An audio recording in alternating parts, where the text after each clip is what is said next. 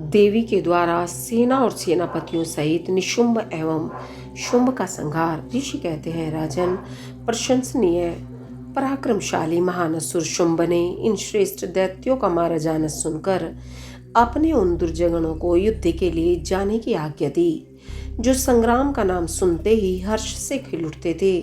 उसने कहा, आज मेरी आज्ञा से कालक, कालकेय, मौर्य, दौहर तथा अन्य असुरगण बड़ी भारी सेना के साथ संगठित हों, विजय की आशा रखकर शीघ्र युद्ध के लिए प्रस्थान करें। निशुंभ और शुंभ दोनों भाई उन दैत्यों को पूर्वोक्त आदेश देकर रथ पर आरूढ़ हो स्वयं भी नगर से बाहर निकले। उन महाबली वीरों की आज्ञा से उनकी सेनाएं उसी तरह युद्ध के लिए आगे बढ़ी, मानो मरणोन्मुख पतंग आग में कूदने के लिए उठ खड़े हुए हों। उस समय असुरराज ने युद्ध स्थल में मृदंग, मर्दल, भेरी, डिंडिम, जांडा और ढोल आदि बाजी बजवाई।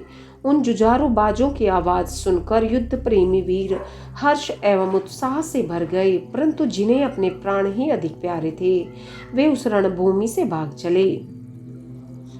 युद्ध संबंधी वस्त्रों तथा कवच आदि से आच्छादित अंग वाले वे योद्धा विजय की अभिलाषा से अस्त्र शस्त्र धारण किए युद्ध स्थल में आ पहुंचे। कितने ही सैनिक हाथियों पर सवार थे, बहुत से दैत्य घोड़े की पीठ पर बैठे थे और अन्य असुर रथों पर चढ़कर जा रहे थे। उस समय उन्हें अपने पराये की पहचान नहीं होती थी। उन्होंने असुरराज के साथ सम्रांगण में पहुंचकर सब ओर से युद्ध आरंभ कर दिया। बारंबार शतघ्नी की आवाज होने लगी, जिसे सुनकर देवता कांप उठे। धूल और धुएं से आकाश में महान अंधकार छा गया। सूर्य का रथ नहीं दिखाई देता था। अत्यंत अभिमानी करोड़ों पैदल योद्धा विजय की अभिलाषा लिए युद्ध स्थल में आकर डट गए थे। घुड़सवार, हाथी सवार तथा अन्य रथारूढ़ असुर भी बड़ी प्रसन्नता के साथ करोड़ों की संख्या में वहां आए थे।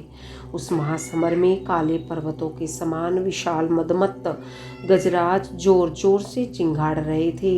छोटे छोटे शैल शिखरों के समान ऊंट भी अपने गले से गलगल ध्वनि का विस्तार करने लगे। अच्छी भूमि में उत्पन्न हुए घोड़े गले में विशाल कंठार धारण किए जोर जोर से हिनहिना रहे थे। वे अनेक प्रकार की चालें जानते थे और हाथियों के मस्तक पर पैर रखते हुए आकाश मार्ग से पक्षियों की भांति उड़ जाते थे। शत्रु की ऐसी सेना को आक्रमण करती देख जगदम्बा ने अपने धनुष पर प्रत्यंचा चढ़ाई। साथ ही शत्रुओं को हतोत्साह करने वाले घंटे को भी बजाया। यह देख सिंह भी अपनी गर्दन और मस्तक के केशों को कपाता हुआ जोर जोर से गर्जना करने लगा। उस समय हिमालय पर्वत पर खड़ी हुई रमणीय आभूषणों और अस्त्रों से सुशोभित शिवा देवी की ओर देखकर निशुंभ विलासिनी रमणियों के मनोभाव को समझने में निपुण पुरुष की भांति सरसवाणी में बोला, महेश्वरी, तुम जैसे सुंदरियों के रमणीय शरीर पर मालती के फूल का एक दल भी डाल दिया जाए तो वह व्यथा उत्पन्न कर देता है। ऐसे मनोहर शरीर से तुम विकराल युद्ध का विस्तार कैसे कर रही हो? यह बात कहकर वह महानसुर चुप हो गया। तब चंडिका देवी ने कहा, मूढ़ असुर, व्यर्थ की बातें क्यों बकता है? युद्ध कर, अन्यथा पाताल को चला जा। यह सुनकर वह महारथी वीर अत्यंत रुष्ट हो समर भूमि में बाणों की अद्भुत वृष्टि करने लगा, मानो बादल जल की धारा बरसा रहे हो। उस समय उस रण क्षेत्र में वर्षा ऋतु का आगमन हुआ सा जान पड़ता था। मद से उद्दत हुआ वह असुर तीखे बाण, शूल, फरसे, बिंदीपाल, परिग, धनुष, भुषुंडी, प्रास, क्षुरप तथा बड़ी बड़ी तलवारों से युद्ध करने लगा। काले पर्वतों के समान बड़े बड़े गजराज कुंभ स्थल विदीर्ण हो जाने के कारण सम्रांगण में चक्कर काटने लगे। उनकी पीठ पर फहराती हुई शुंभ निशुंभ की पताकाएं जो उड़ती हुई बलाकाओं की पंक्तियों के समान श्वेत दिखाई देती थी, अपने स्थान से खंडित होकर नीचे गिरने लगी। शत विक्षत शरीर वाले दैत्य पृथ्वी पर गिरकर मछलियों के समान तड़प रहे थे। गर्दन कट जाने के कारण घोड़ों के समूह बड़े भयंकर दिखाई देते थे। कालिका ने कितने ही दैत्यों को मौत के घाट उतार दिया तथा देवी के वाहन सिंह ने अन्य बहुत से असुरों को अपना आहार बना लिया। उस समय दैत्यों के मारे जाने से उस रणभूमि में रक्त की धारा बहाने वाली कितनी ही नदियां बह चली। सैनिकों के केश पानी में सिवार की भांति दिखाई देते थे और उनकी चादरें सफेद फैन का भ्रम उत्पन्न करती थी। इस तरह गौरयुद्धों तथा राक्षसों का महान संहार हो जाने के पश्चात देवी अंबिका ने विष में बुझे हुए तीखे बाणों द्वारा निशुंभ को मारकर धराशायी कर दिया।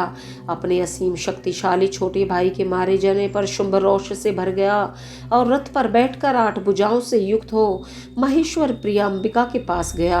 उसने जोर जोर से शंख बजाया और शत्रुओं का दमन करने वाले धनुष की दुस्सह टंकार ध्वनि की तथा देवी का सिंह भी अपने अयालों को हिलाता हुआ दहाड़ने लगा। इन 3 प्रकार की ध्वनि से आकाशमंडल गूंज उठा।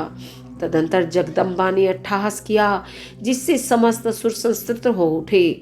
जब देवी ने शुंभ से कहा कि तुम युद्ध में स्थिरता पूर्वक खड़े रहो, तब देवता बोल उठे, जय हो जगदम्बा की। इस समय दैत्यराज शुंभ ने बड़ी भारी शक्ति छोड़ी जिसकी शिखा से आग की ज्वाला निकल रही थी, परंतु देवी ने एक उल्का के द्वारा उसे मार गिराया।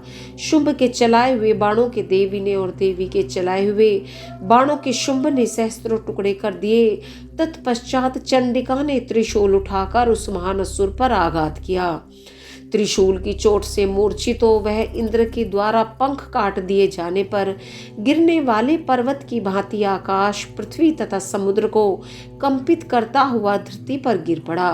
तदंतर शूल के आघात से होने वाली व्यथा को सहकर उस महाबली असुर ने 10,000 बाहें धारण कर ली और देवताओं का विनाश करने में समर्थ चक्रों द्वारा सिंह सहित महेश्वरी शिवा पर आघात करना आरंभ किया।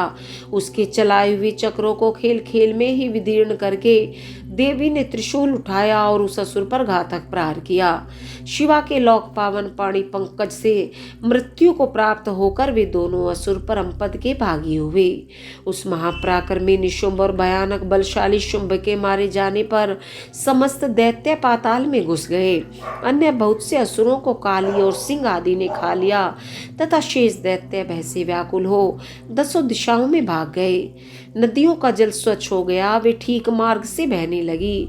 मंद मंद वायु बहने लगी जिसका स्पर्श सुखद प्रतीत होता था। आकाश निर्मल हो गया। देवताओं और ब्रह्म ऋषियों ने फिर यज्ञ याग आदि आरंभ कर दिए।